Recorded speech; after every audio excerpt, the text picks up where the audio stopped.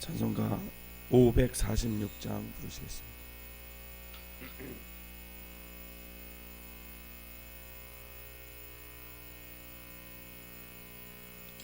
찬송가 546장입니다.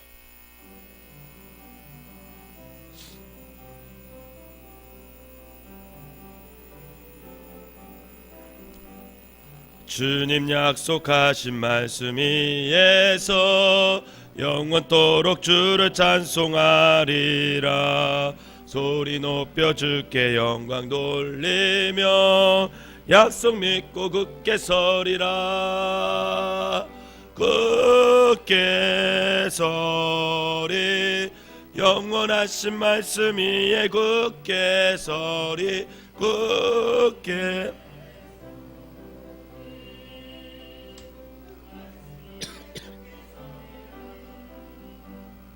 주님 약속하신 말씀 위에서 세상 염려 내게 엄습할 때에 용감하게 힘써 싸워 이기며 약속 믿고 굳게 서리라. 굳게 서리 영원하신 말씀 위에 굳게 서리. 굳게 서리 그 말씀 위에 굳게 서리라. 약속하신 말씀 위에서 영원하신 주의 사랑이 믿고 성령으로 힘써 싸워 이기며 약속 굳게 서리 영원하신 말씀 위에 굳게 서리. 굳게 서리 그 말씀 위에 굳게 서리라. 주님 약속하신 말씀 위에서 성령 인도하는 대로 행하며 주님 품에 항상 안식 얻으며 굳게 서리 영원하신 말씀 위에 굳게 서리. 굳게 서리 그 말씀 위에 굳게 서리라. 아멘. 사도신경으로 신앙 고백드리겠습니다. 전능하사 전제를 만드신 하나님 아버지를 내가 믿사오며 그 외아들 우리 주 예수 그리스도를 믿사오니 이는 성령으로 잉태하사 동정녀 마리아에게 나시고 본디오 빌라도에게 고난을 받으사 십자가에 못 박혀 죽으시고 장사한 지 사흘 만에 죽은 자 가운데서 달살아나시며 하늘에 오르사 전능하신 하나님 우편에 앉아 계시다가 저리로서 산 자와 죽은 자를 심판하러 오시리라. 성령을 믿사오며 거룩한 공예와 성도가 서로 교통하는 것과 죄를 사하여 주시는 것과 하는 것과 영원히 사는 것을 믿사옵나이다. 아멘. 오늘 함께 보신 말씀은 열왕기하 17장 24절에서 41절까지입니다. 열왕기하 17장 24절에서 41절까지 말씀입니다. 아스루 왕이 바벨론과 구다와 이아와 하맛과 스발와임에서 사람을 옮겨다가 이스라엘 자손을 대신하여 사마리아와 여러 성읍에 두매 그들이 사마리아를 차지하고 그 여러 성읍에 거주하니라.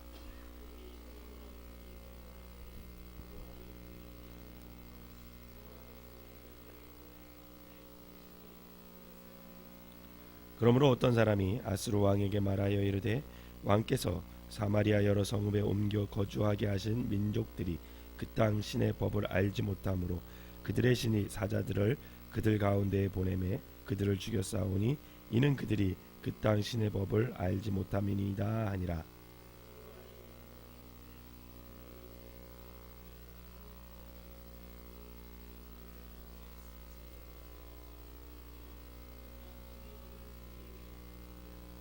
이에 사마리아에서 사로잡혀 간 제사장 중 한 사람이 와서 베델에 살며 백성에게 어떻게 여호와 경외할지를 가르쳤더라.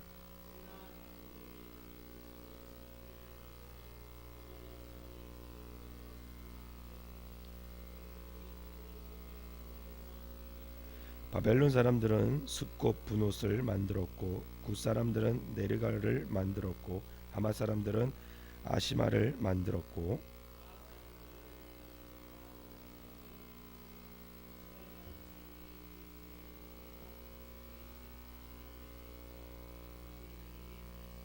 그들이 또 여호와를 경외하여 자기 중에서 사람을 산당의 제사장으로 택하여 그 산당들에서 자기를 위하여 제사를 드리게 하니라.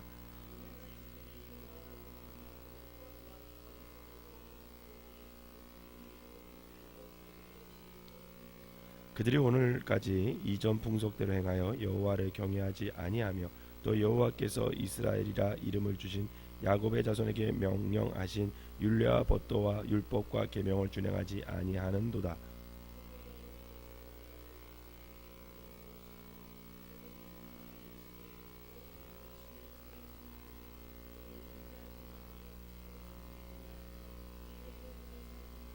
오직 큰 능력과 편팔로 너희를 애굽에서 인도하여 내신 여호와만 경외하여 그를 예배하며 그에게 제사를 드릴 것이며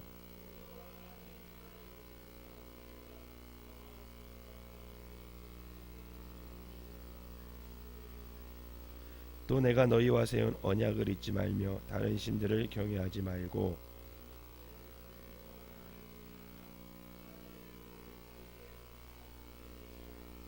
그러나 그들이 듣지 아니하고 오히려 이전 풍속대로 행하였더라. 이 여러 민족이 여호와를 경외하고 또 그 아로 새긴 우상을 섬기니 그들의 자자손손이 그들의 조상들이 행하던 대로 그들도 오늘까지 행하니라. 아멘. 이 새벽에도 하나님의 은혜가 여러분들과 함께 하시기를 주님의 이름으로 축원합니다.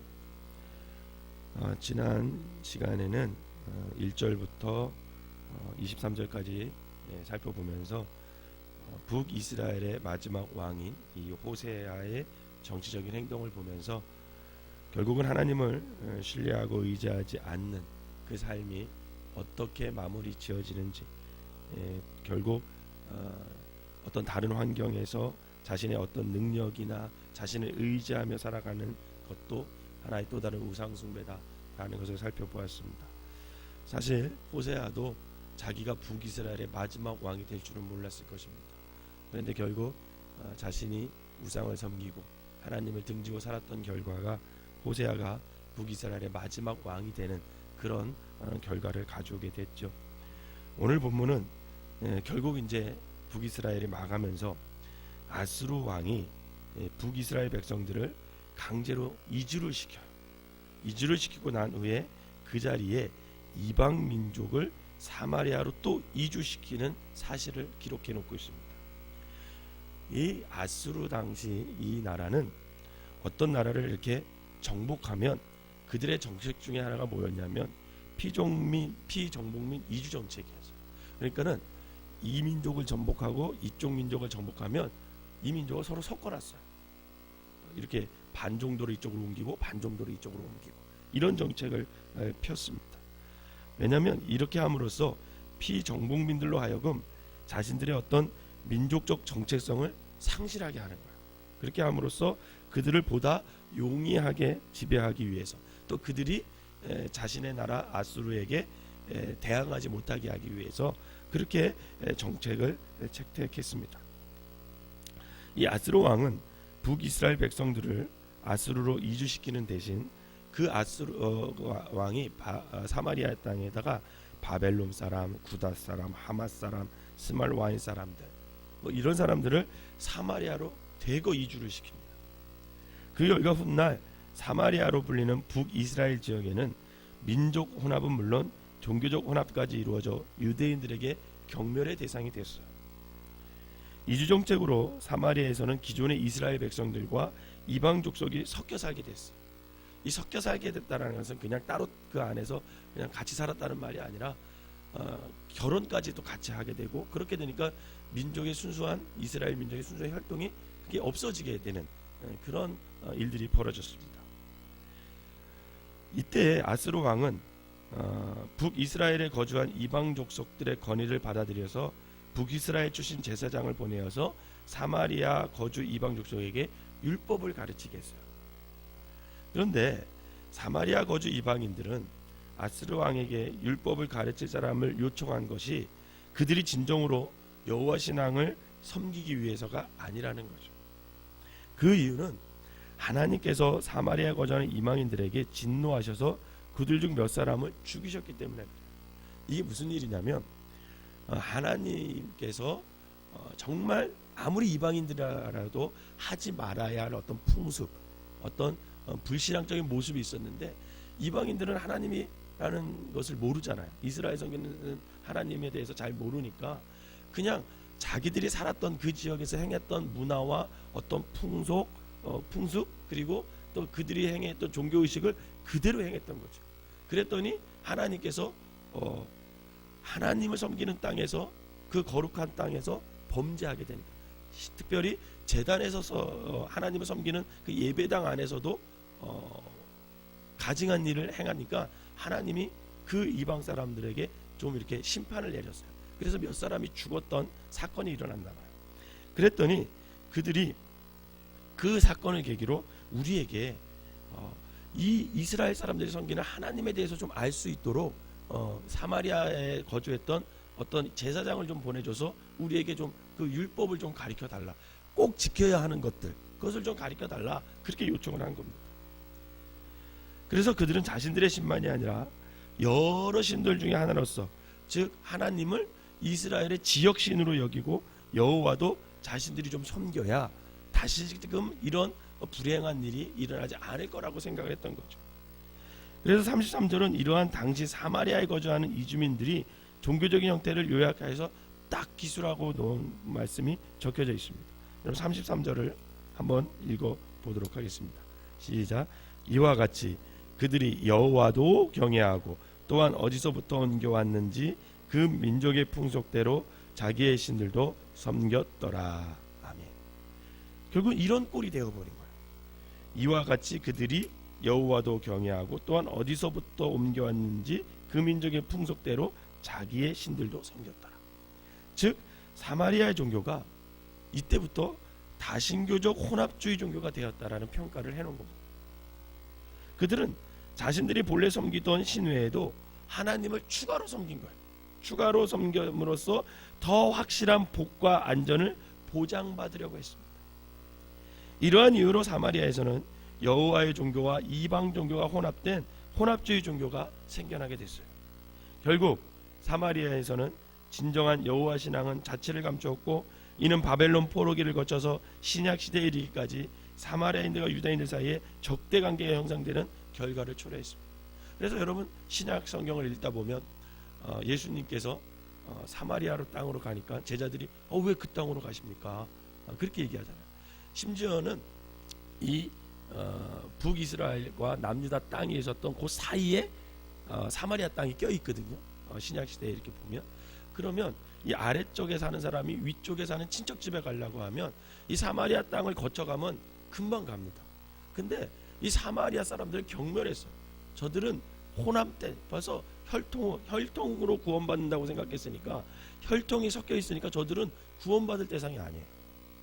유대인들에게는. 그래서 사마리아의 사람들을 그냥 민족적으로 차별했고 민족적으로 멸시를 했습니다. 그래서 곧바로 가면 빨리 갈 걸 어떻게 가냐면 그 사마리아 땅을 이렇게 가로질러서 요단강을 건너서 아예 이방 땅을 향해서 이렇게 해서 그쪽 자기네 친척 집으로 돌아가는 그런 일까지 벌어지게 생겼죠. 그런데 이러한 종교적 혼합주의 위협은 사실은 수천 년 전 사마리아에서만 일어난 것은 아니에요. 이 혼합주의 이것은 시대를 오가며 항상 우리 기독교 신앙을 위협했던 생각이고 사상이었습니다. 특히 하나님도 섬기고 우상도 섬기는 것은 기복주의가 힘을 없는 곳에는 항상 있어왔고 항상 사람들이 추구했던 그런 신앙의 모습입니다. 그러나 하나님은 우상을 함께 섬김으로써 하나님을 거짓신과 섞어질 존재로 격화시키고 마땅히 돌려야 할 영광을 우상에게 돌리는 행위를 가증스럽게 여긴다. 성경은 그렇게 증거하고 있습니다. 결국 남북 이스라엘 왕국이 멸망한 까닭은 그들이 하나님을 섬기지 않았기 때문이 아니라는 거예요. 여러분 성경 한번 가만히 읽어보세요. 우리가 열왕기서를 지금 읽고 있지만 그들은 사실은요 한 번도 하나님을 섬기지 않은 적이 없어요. 다 섬겼어요. 하나님을 다 섬겼어요. 그들은 다만 그런데 뭐가 문제였냐면 하나님도 섬기고 우상도 섬기는, 자기들에게 유익한 줄 알고 그렇게 섬기면 둘 다 섬겼다라는 거예요. 하나님과 우상을 그들은 늘 겸하여 섬겼어요. 그게 문제라는 거예요. 가나안 땅에 들어갔을 때 이스라엘 민족이 모세가 분명 이 가나안 땅에 들어간 2세대 3세대들은 하나님의 어떤 기적에 대해서 잘 보지 못했기 때문에 분명히 가나안 민족의 우상을 섬길 것이고 풍속을 따를 걸 알았어요. 모세는. 그래서 신명기서를 쓰면서 너희들 그렇게 살면 안 된다. 가나안 땅에 들어가서도 오직 하나님만을 섬기고 율례와 율법을 지켜서 꼭 하나님의 백성답게 살아야 된다 라면서 계속 가르쳤어요. 근데도 불구하고 그들은 갔더니 하나님 외에 그동안 듣도 못한 신들이 엄청 많거든. 그러니까 그들이 생각하기에 뭐라고 생각하냐, 하나님도 섬기고 이 신도 섬기면 어떻게 해요? 더 많은 축복과 안전을 보장받게 될 것이다 라는 생각을 한 거죠. 그래서 그들을 끊임없이 가나안 땅에 사는 동안 이방 그 땅에 있던 원래의 그 우상들 그걸 계속 그냥 섬기게 되는 거예요. 그들은 다만 하나님도 섬기면서 우상도 섬기면 자기들이 유익할 줄 알았다. 그리고 하나님과 우상을 겸하여 섬기면 자신들이 더 안전하고 더 복을 받을 거라고 생각했어요. 결국 이러한 신앙의 형태는 하나님의 심판을 불러왔고 북이스라엘도 망하게 됐고 나중에 조금 시간이 더 지나서 남유다도 망하게 되는 결과를 갖고 옵니다. 사랑하는 성도 여러분, 그런데 이 모습은 오늘 이 시대의 한국교회와 성도들에게도 나타난다. 오늘 한국교회는 겉으로는 하나님을 섬긴다고 하면서 이미 세속적인 가치에 물들어서 그 내용에 있어서 하나님이 아닌 다른 것의 중심을 빼앗겼을 때가 너무나 많이 있어요. 또한 교회를 구성하고 있는 한 사람 한 사람 그리스도인들의 신앙의 모습도 사실 이와 크게 다르지 않습니다. 또한 이렇게 북이스라엘의 마지막 우리가 이 모습을 보면서 정말 오늘 이 땅에 또 이 시대 속에서 살아가는 우리 그리스도인들 과연 우리의 모습은 어떠해야 되는지 정말 우리가 말씀 앞에서 우리 자신을 좀 살펴보고 세속적 가치 속에 함몰해가는 이 땅의 교회와 우리 자신을 바른 말씀의 신앙으로 지켜낼 필요가 있다라는 것이죠. 우리가 우리의 삶을 자꾸만 물질을 추구하는 사람, 정말 이 시대는요 돈이 우상이에요. 돈이 가장 사람들에게 추구하는 목적이 되어버렸어요. 그래서 우리가 그 물질, 돈을 추구하면서 하나님까지도 그 물질로 좌지우지하려는 이 시대의 혼합주의 그리고 이 시대의 세속주의 앞에서 과연 오늘 우리는 어떤 모습으로 신앙의 삶을 지켜나가며 살아야 할까? 여러분 이거 한번 깊이 고민할 필요가 있습니다. 바라기는 저와 여러분들이 오직 이 시대에 살면서 하나님만을 오직 말씀만을 붙들어서 참된 신앙의 삶을 살아가는 참된 그리스도인들이 모두 되시기를 주님의 이름으로 축원합니다. 기도하겠습니다. 사랑과 은혜가 충만하신 하나님, 이 땅의 세속 가치 속에 함몰해가는 이 땅의 교회를 긍휼히 여기시고 말씀으로 주님께서 새롭게 하여 주시옵소서. 세속적인 가치가 물질주의가 돈이 우리를 공격해 올 때에 진리의 말씀 앞에 우리 자신을 굳게 세울 수 있도록 깨어있는 신앙을 허락하여 주시옵소서. 때로는 우리 자신을 바르게 세우는 일이 우리에게 고난과 어려움을 동반하는 일일지라도 진리를 위해 그것을 기꺼이 선택할 수 있는 용기와 믿음을 오늘 우리에게 허락하여 주시옵소서. 그래서 우리가 아버지 하나님 세속주의에 돈에 함몰되어서 하나님을 잃어버리는 것이 아니라 아버지 하나님 오직 말씀을 오직 하나님만을 섬기는 그래서 참된 신앙으로 주님께 드려지는 귀한 삶들이 될 수 있도록 축복하여 주시옵소서. 이 시간에 귀한 예물을 드린 손길 축복하시고 저들의 가정과 믿음이 오직 하나님만을 붙들고 살아갈 수 있는 귀한 가정 자녀들이 될 수 있도록 축복하여 주시옵소서. 예수님의 이름으로 기도하옵나이다. 아멘.